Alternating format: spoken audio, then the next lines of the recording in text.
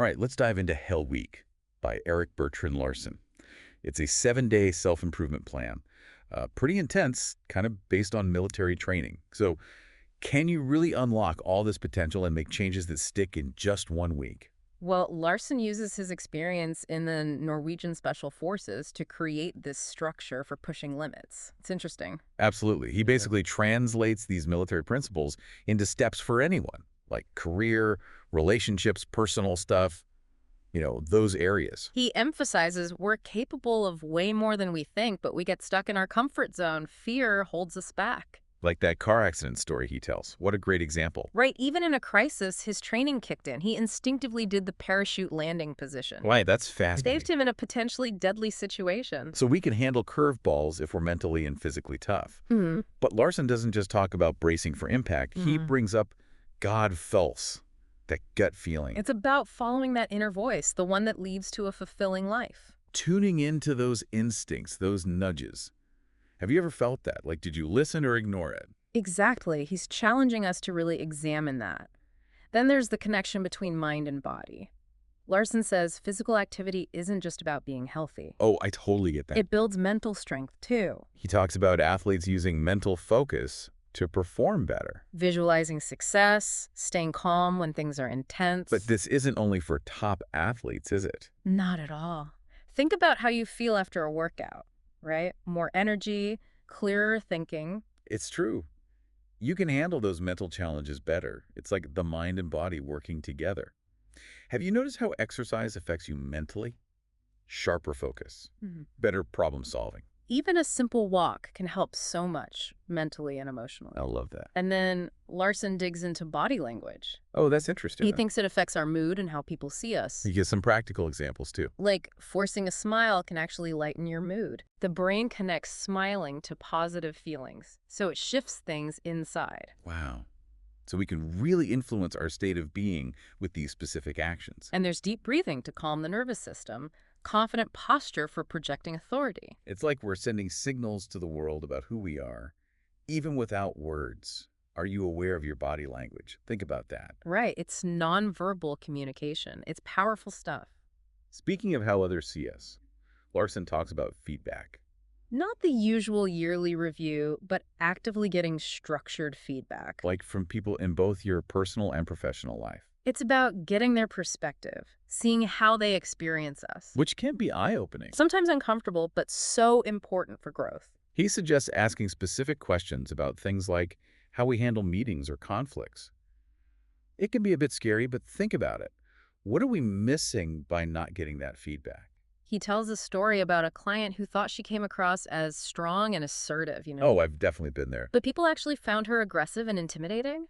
Oof. So we need different points of view, input from colleagues, friends, family. It all helps. Feedback can be a powerful tool for change, especially when it comes to setting goals. Larson believes in concrete, specific goals, not just vague ones. Right, like saying, I want to be successful isn't enough.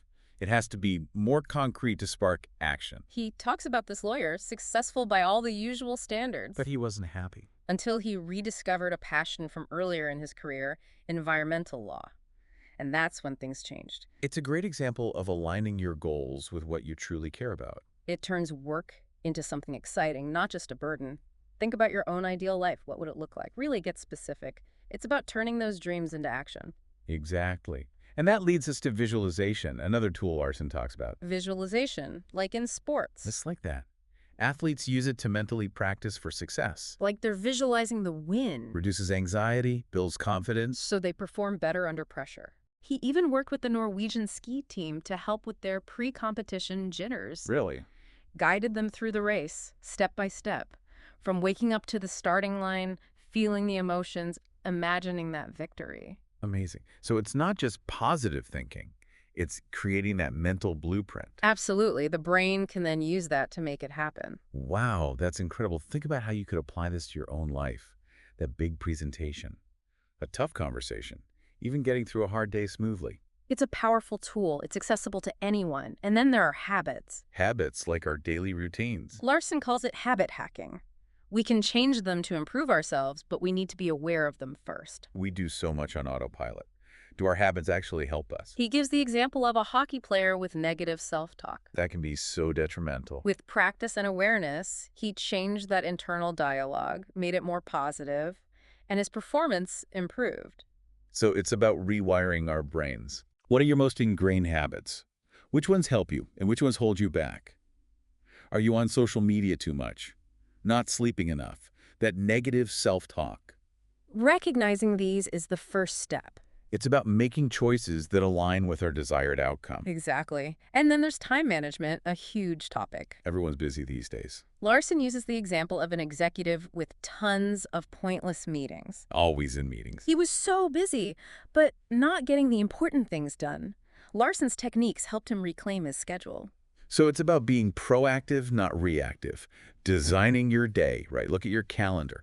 What does it say about your priorities? Are you spending time on things that energize you, move you towards your goals? That's a great point. Yeah. Now let's talk about fear, something everyone experiences. Right. Larson's strategy is to confront it head on. He says we should name our fears, figure out where they come from. Understand them. Bringing them out into the open actually takes away their power. He compares it to a boxer in the ring. You have to know your opponent. Otherwise, it's all anxiety and uncertainty. But once you've studied their moves, you can approach the fight strategically. So it's about shining a light on those fears. What are your biggest fears? How are they affecting your choices, your relationships, your dreams? Are you letting fear of failure stop you from taking chances? Are you holding yourself back from being your true self because of fear of rejection? These are tough questions. But if we face them directly, we can overcome the limitations they impose. I like that. Sometimes facing those fears means pushing our limits, both physically and mentally. Okay, so where does that lead us? To another interesting idea, enduring a sleepless night. He knows we need sleep.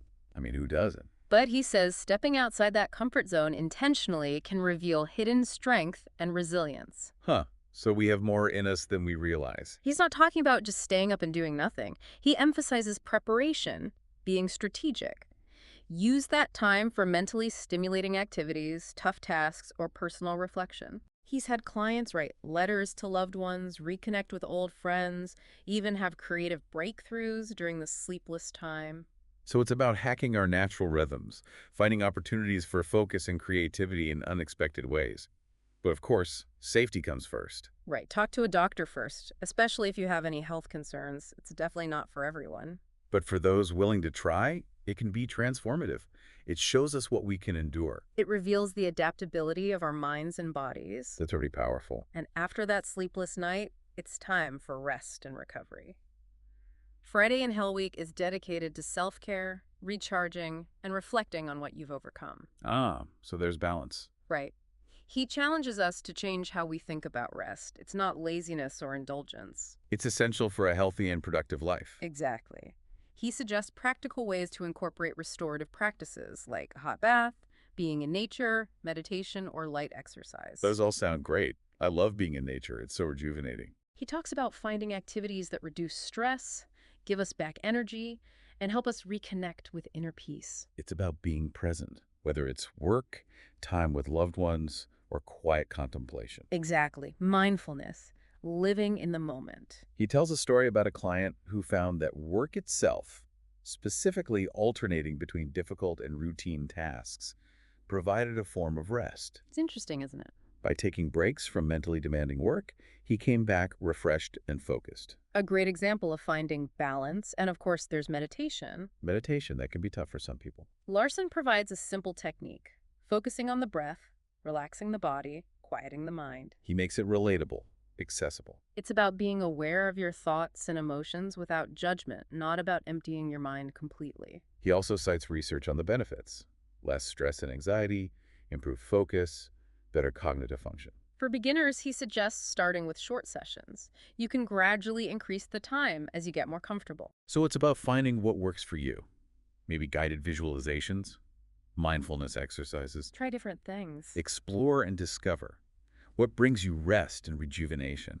Make it a regular part of your week no matter what. It's all about finding balance, right? It's not just about pushing yourself. It's about creating a sustainable way of life. Okay, what comes next in Hell Week? Saturday is about our inner dialogue, those thoughts and self-talk that shape our perception and actions. Oh, this could get deep. He says we get trapped by negative thoughts, letting anxieties and limiting beliefs control us. It's true.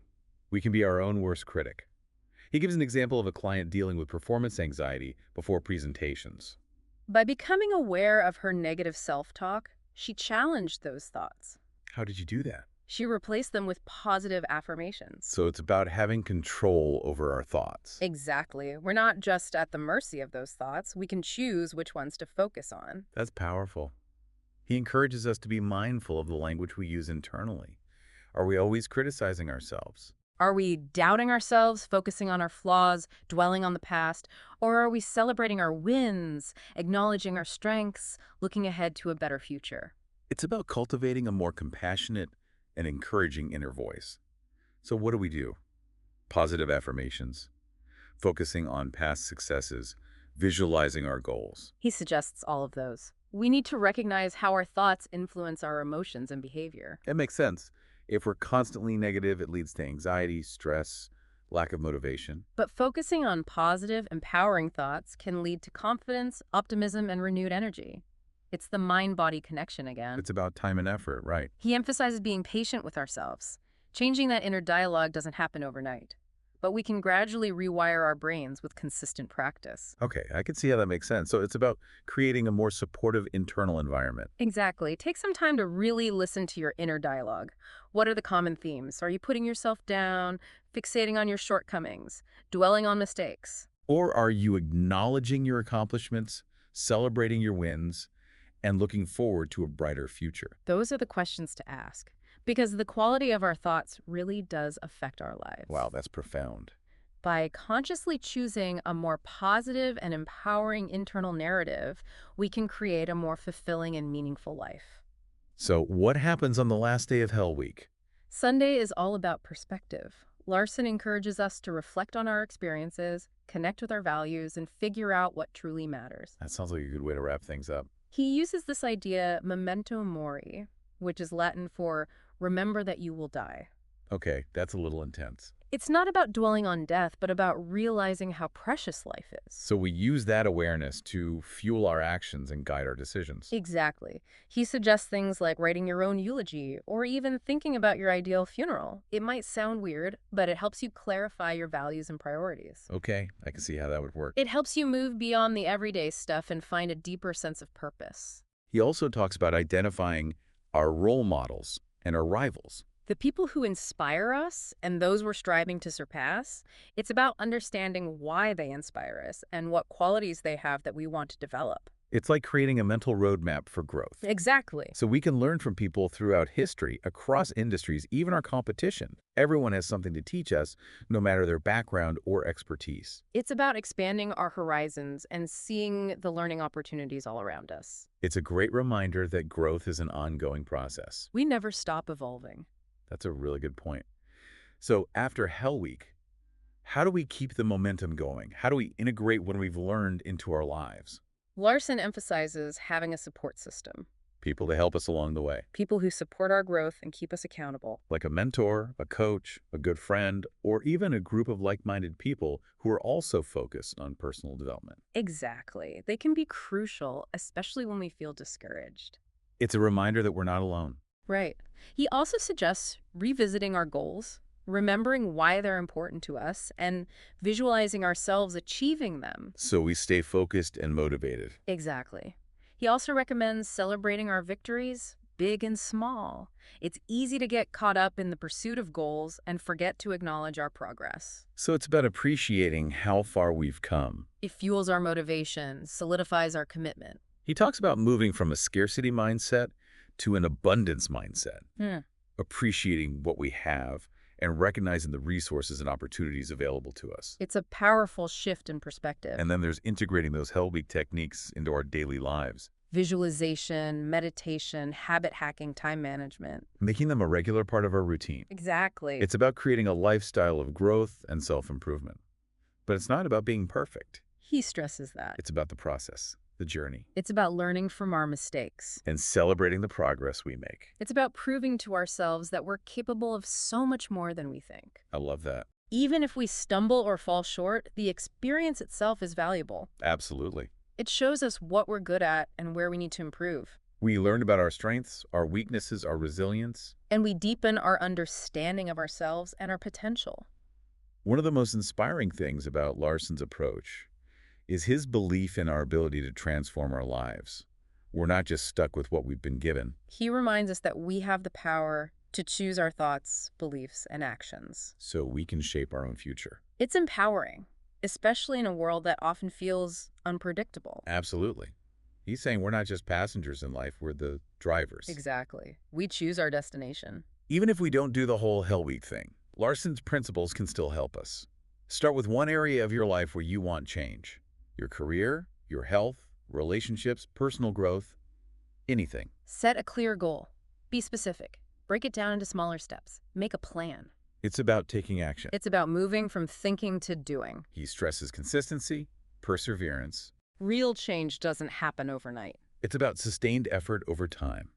Embrace the journey, enjoy the progress, and never give up on your dreams. It's a marathon, not a sprint. You need patience, discipline, and a willingness to embrace the ups and downs. Speaking of pushing boundaries, let's talk about fasting for a day. Okay, now that's a challenge. We need to eat. Of course. But Larssen suggests that intentionally abstaining from food for a while can have amazing benefits. Physically and mentally. He draws on his military experience, where fasting was used to improve mental clarity, focus, and discipline. And there's growing scientific research that supports the benefits of intermittent fasting. Really? What kind of benefits? Things like improved insulin sensitivity, reduced inflammation, and even better brain function and cellular repair. That's fascinating. It might seem extreme to go without food for a whole day, but Larssen's point is that it's not about deprivation It's about challenging our habits, and understanding our relationship with food, He recommends approaching it with curiosity. like a self-discovery experiment. Pay attention to your body, your thoughts, and your emotions. It's about becoming more in tune with ourselves. He stresses being prepared, gradually reducing your food intake in the days before the fast, staying hydrated with water or herbal teas. So you ease into it? He suggests picking a day with few distractions and creating a peaceful environment. It shouldn't feel like punishment or a test of willpower. It's about self-exploration. Exactly. He also suggests doing things that keep your mind off food, like reading, listening to music, getting out into nature, or being creative. He's had clients have breakthroughs while fasting in their writing, art, music. That's amazing. He thinks the mental clarity and focus you get when you restrict food can lead to more creativity. Wow, that's incredible.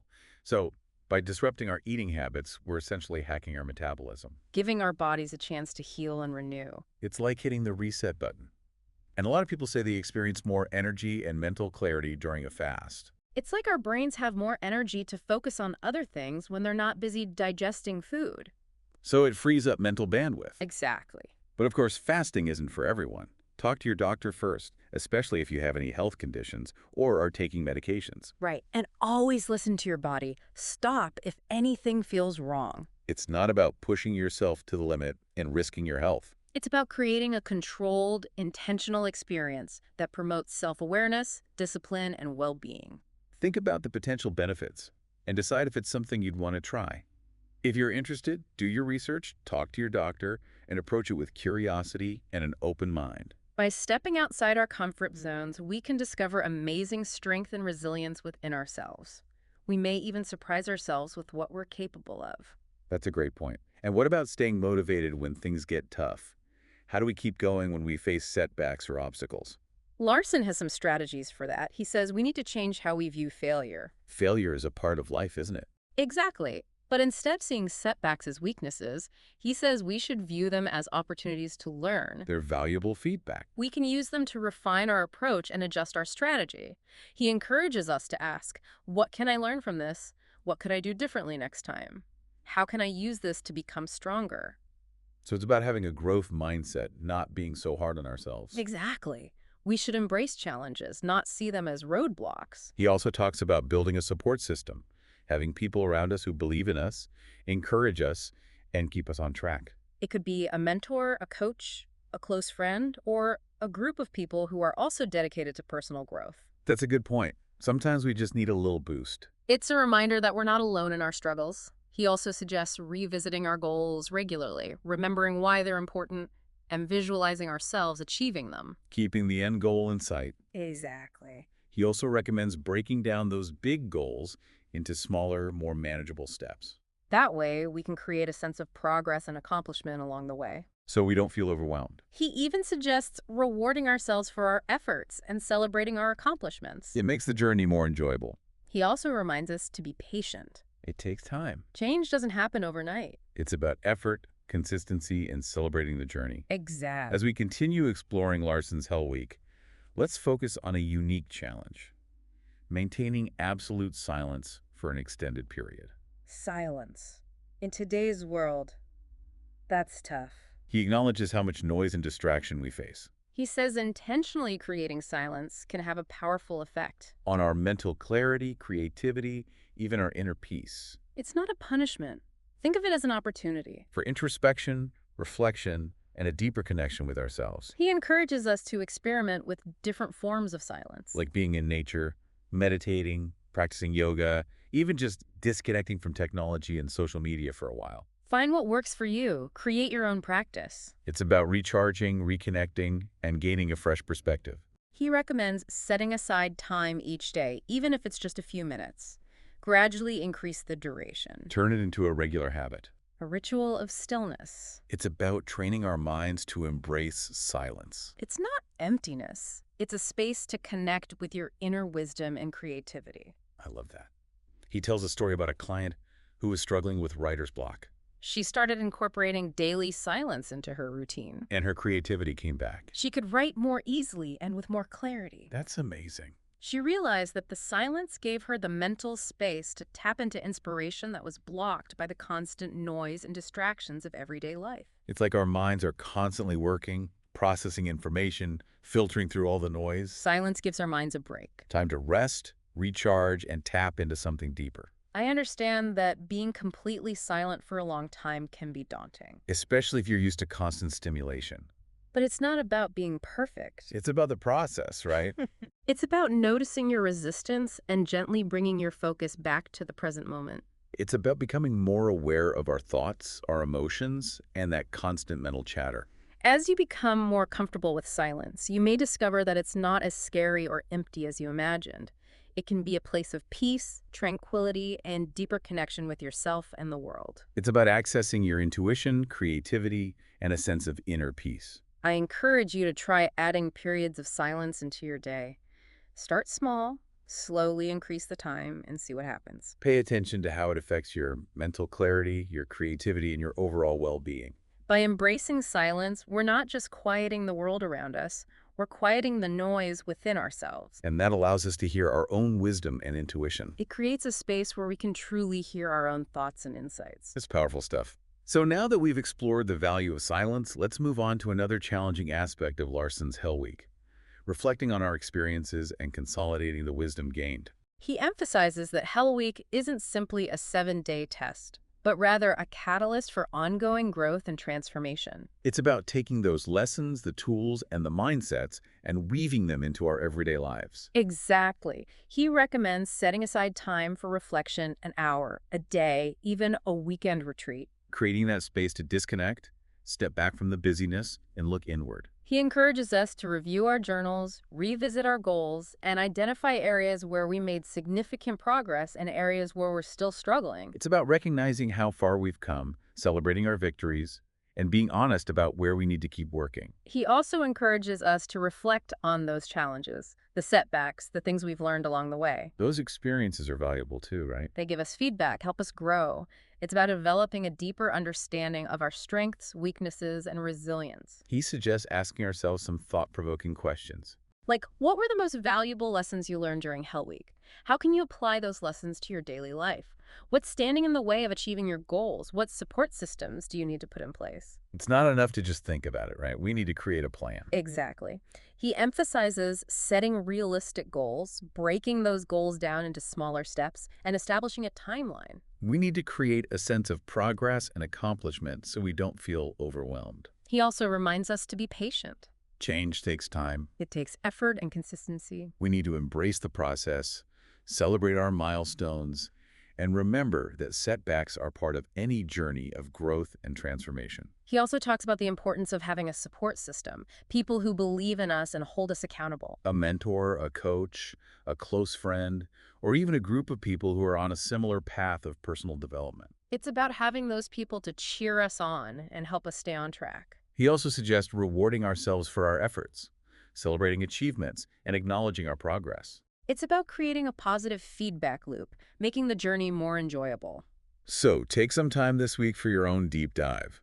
Reflect on your Hell Week experience and create a concrete plan for integrating those lessons into your life. Set new goals, define specific actions you can take, and develop a roadmap for achieving your dreams. Hell Week is more than just a 7-day challenge. It's a springboard for a lifetime of growth, transformation, and fulfillment. Now, let's explore another intriguing concept from Larssen's Hell Week: extreme reading. It's about dedicating significant time to focused, immersive reading. He recognizes the challenges we face with information overload and constant distractions.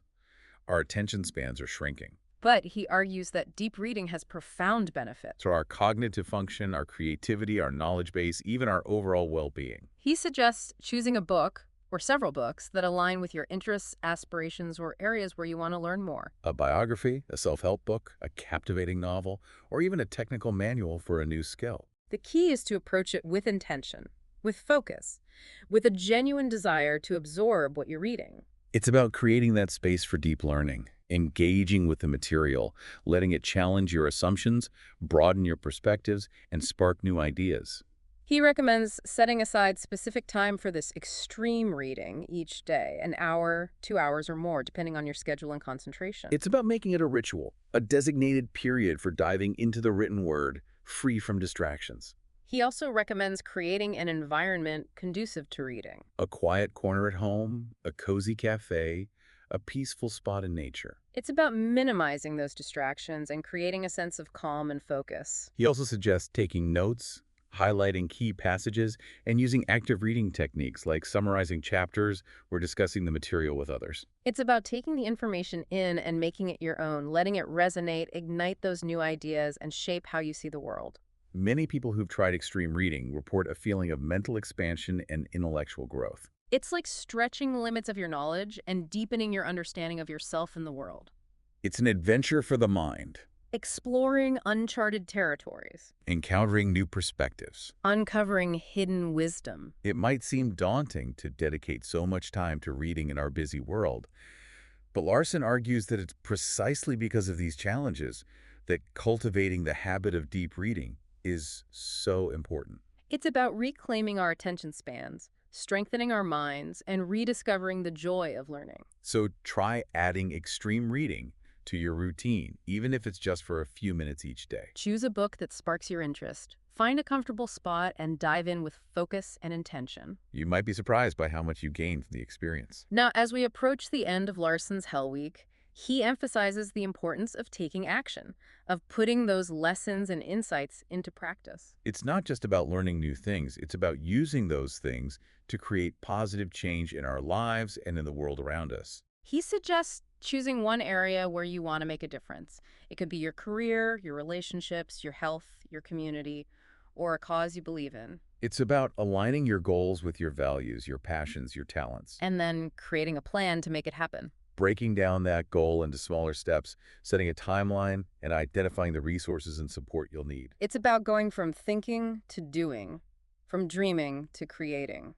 He stresses persistence, knowing that meaningful change takes effort, discipline, and a willingness to overcome those inevitable obstacles. It's about embracing the journey, celebrating every step, and never giving up on those dreams. So, as we conclude our deep dive into Erik Bertrand Larsen's Hell Week, we want to leave you with a call to action. What is one key takeaway from this program that you are committed to implementing in your own life? What's one step you can take today to move closer to your goals, to create the future you want to see? The true power of Hell Week lies not in just enduring those challenges, but in using what you learn, embracing growth, and taking action to create a more fulfilling, meaningful, and impactful life. And to bring it all together, let's revisit those 10 core principles of Hell Week. Number 1, embrace adversity. Life throws us curveballs. See them as opportunities to grow and become more resilient. Number 2, trust your gut. That Godfallos that Larson talks about, that inner voice, can guide us to a more authentic and fulfilling life. Number 3, honor the connection between mind and body. Physical activity isn't just about physical health, it's about strengthening our minds and well-being. Number 4, be mindful of your body language. What you don't say can speak volumes. Be intentional about the message you're sending. Number 5, seek feedback. Get perspectives from others, see yourself through their eyes, and use those insights to learn and grow. Number 6, set specific goals. Vague wishes won't cut it. Be clear and precise about what you want to achieve, and that clarity will drive action. Number 7, use the power of visualization. Create a vivid mental picture of yourself achieving your goals, and your subconscious mind will help you make it happen. Number 8, hack your habits. Become aware of your patterns and make conscious choices to align those habits with your desired outcomes. Number 9, become a master of time management. Take charge of your schedule, design your days, and make sure you're investing your time in the things that matter most. And finally, number 10, face your fears head on. Don't let them control you. Name them, understand them, and then step bravely into the unknown. Hell Week is more than just a 7-day challenge. It's a philosophy, a set of tools for personal transformation, and a testament to the incredible potential we all have within us. Thank you for joining us on this journey through Hell Week. We hope you found it inspiring and empowering. Now go out there, push your limits, embrace those challenges, and keep discovering the amazing strength and resilience you possess. It's a really simple idea, but it had such a positive impact. It just goes to show you the power of small gestures. It can really brighten someone's day and even create a sense of connection. And what's amazing is how much it affected her own well-being, too. She felt this renewed sense of purpose and joy. It's like focusing on giving to others actually nurtured her own empathy and gratitude. It's a reminder that kindness can be contagious. Absolutely. When we choose to be kind, it not only makes the world a better place, it enriches our own lives as well. So try it out.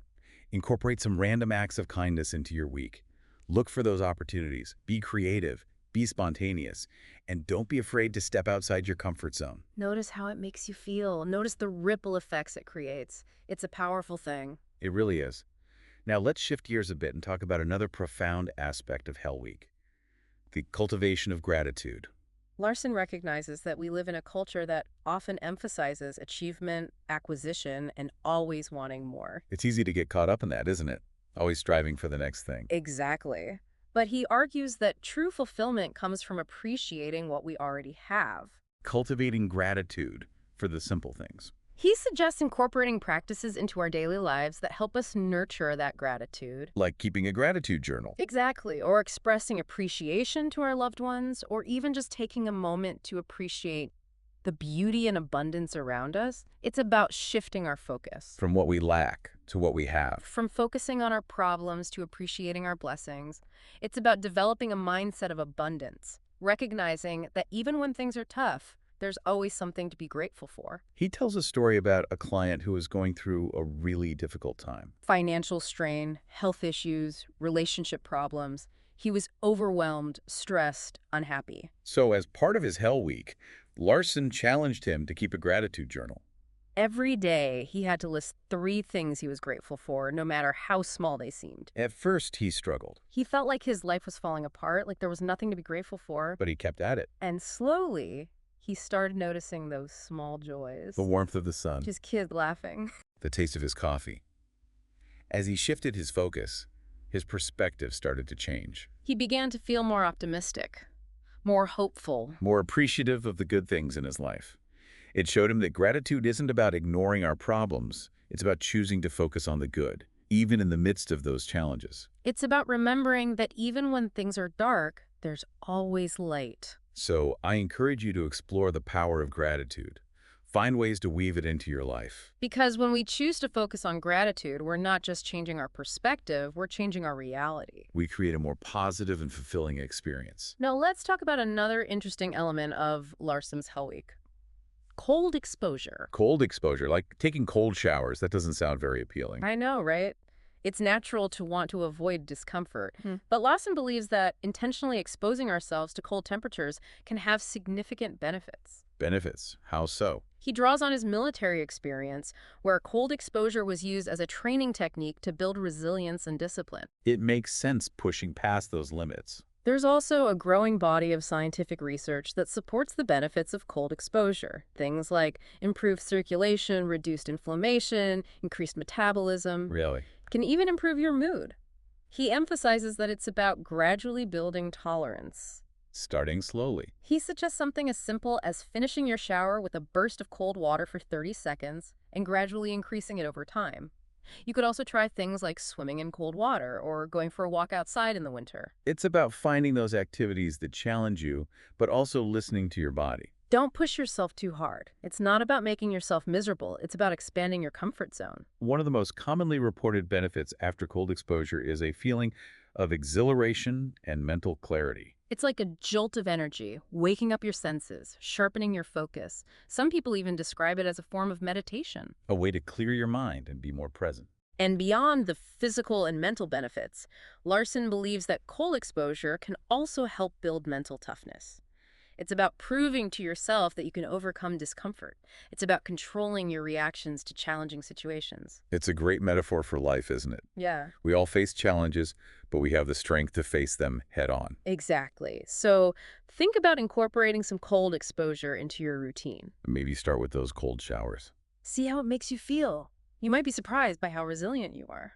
Now, as we wrap up our exploration of Hell Week, Larson emphasizes the importance of self-reflection and goal setting. It's about taking those lessons from Hell Week and applying them to the rest of our lives. It's about making those changes stick. He suggests taking time to reflect, whether it's just an hour, a day, or even a weekend retreat. Creating that space to disconnect from the everyday noise and really look inward. He encourages us to revisit our goals, identify areas of progress, and acknowledge where we need to keep working.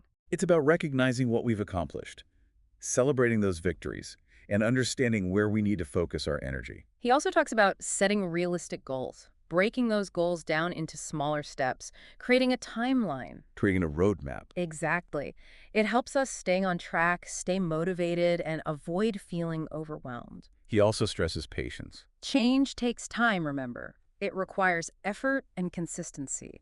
Embrace the process, celebrate your progress, and know that setbacks are a natural part of any journey. He also talks about the importance of having a support system, surrounding ourselves with people who believe in us and hold us accountable. It's so important to have those people in our lives. And of course, don't forget to reward yourself. Celebrate your accomplishments no matter how small. Make the journey enjoyable. So, as we conclude our deep dive into Hell Week, we encourage you to take some time for reflection. Think about what you've learned, set some new goals, create a plan, and take action. Hell Week isn't just a 7-day challenge. It's a starting point for a lifetime of growth and transformation. And we hope this exploration has given you the tools and inspiration to create a more fulfilling, meaningful, and impactful life. Thanks for joining us.